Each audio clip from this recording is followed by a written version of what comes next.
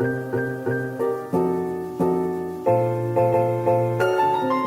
it going, guys? Welcome back to my channel. My name is Jenna, or you can call me Jay, and wherever you guys are, I hope you're having a good morning, good afternoon, good evening, and good night. If you are new to this channel, go ahead and leave this video a like and a subscribe for more Pokemon TCG content, alright? In today's video, we have the final video of my dramatic experience that I ever had that led me to stop playing Pokemon cards. This is the fourth one, and honestly, it wasn't of a big deal, but it did cause me to just give up and not play anymore or collect anymore. So basically, I used to go to a tutoring class after school, and I would always bring my Pokemon cards. I wasn't always keeping them, in good condition. I would keep them in my pocket, but I did have some rare cards. Surprisingly, all this happened between grade 5, 6, and 7, because that was kind of like the peak time for a lot of people and for me. But yeah, so I would have it, and there were these bunch of kids, like 3 brothers, and they actually collected Pokemon cards too, and I saw their binder. We had to be very careful because the person that was kind of like tutoring us, he's like an old man, and he doesn't like us bringing Pokemon cards or any kind of playing items when we're studying, so we would always try to do it sneakily where we look at each other's stuff, like our Pokemon cards. And yeah, there was a card that I saw. This was when the second generation came out, and the second generation starter Pokemon, the Totodile, was pretty cool because when Gold came out, Pokemon Gold, I actually chose Totodile, and Totodile was like a really cool Pokemon once it fully evolves into a Feraligatr, and this kid had it, the younger of the 3 brothers, and he wanted to trade it. And well, surprisingly, he didn't want to trade that, but he wanted to get one of my cards. I think one of my cards that I had was, I think it was Brock's Rhydon? I can't remember exactly, but whatever card I had, he wanted, and silly me chose the Totodile. I don't know why, but there was a couple of cards he had. I had the Totodile and something else, and he chose the Brock's Rhydon, and I thought, you know what, let's go ahead and exchange. And I think he was surprised because he wasn't hesitant about it.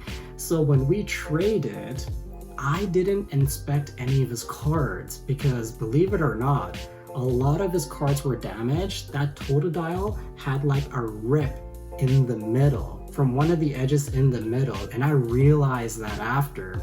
And when I realized that after, these kids, all 3 brothers, they weren't inside that apartment complex anymore. And I'm like, oh, whoa, they ripped me off. They took my good card, which back then it looked like it was in good condition, even though it was still kind of greased on the edges and a little bit of bent. I guess it wasn't bent, it was just a little bit of disfigured corners. I went outside and they ran. Oh my god, guys, they ran, and I had to chase them down.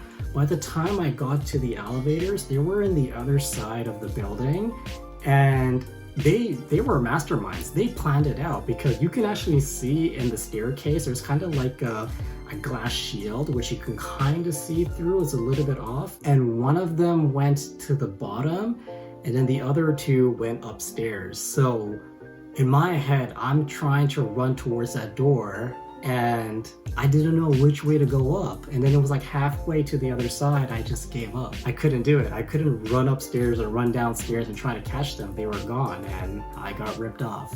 And that, my friends, sucked. Honestly, it sucked, but it is what it is. I like to say I learned my lesson, but after that 4th time, I learned my lesson. I just stopped collecting Pokemon cards. I just didn't want to collect anything. I was just a kid. I did my own thing. I chilled with my friends, and I moved on from it, because at the end of the day, even as a young kid, when they're collecting when I was collecting Pokemon cards, or kids nowadays when they're collecting, it is a little stressful, when you hear someone has an amazing card and you don't, and you want to purchase it but you can't because you're a kid, you don't have a job, you gotta ask your parents, right? But you know what, it is what it is. I made a smart choice. I didn't want to play anymore, I didn't want to collect anymore, and I left it behind me. So here I am, after many years later, starting to collect Pokemon cards again, doing the smart thing, keeping it all at home, keeping it all safe, away from the elements, away from people. The only people that get to see it is my wife, not really my dog, because he'll probably chew through all that, and obviously anyone that comes by that just want to see my collection. But I did a lot of things back in the days where it came to collecting Pokemon cards, and it just didn't work out for me. Maybe back then I wasn't chilling with the right kind of people to collect with, but I learned my lesson.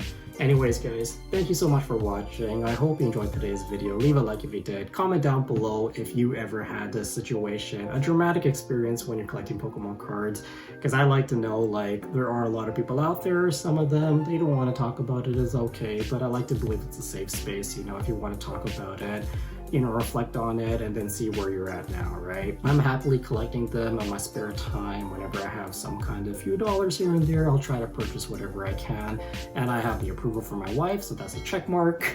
Obviously there's a limit on how much I can spend, but it is what it is, all right? Anyways guys, thank you so much for watching, gang, and as always, wherever you are, I hope you have a good morning, good afternoon, good evening, and good night. See ya.